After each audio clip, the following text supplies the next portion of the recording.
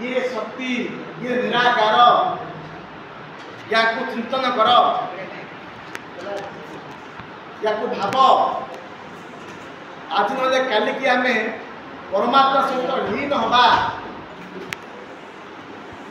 भगवान परिचय माँ परिचय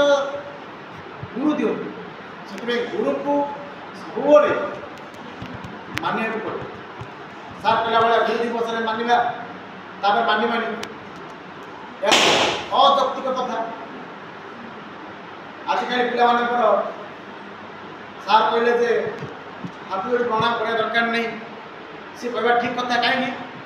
आजिकल पिला जो स्टाइल रे नमस्कार डर लगुच नमस्कार हाथ हाणी भी नमस्कार नमस्कार तो सार कहर अर्थ है नमस्कार करनी भक्ति रखी था मान उपदेश को मान भल उपदेश को मान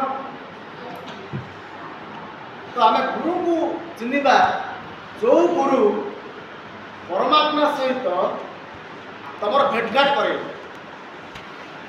गुरुर भूमिका ना गुरुर भूमिका सरला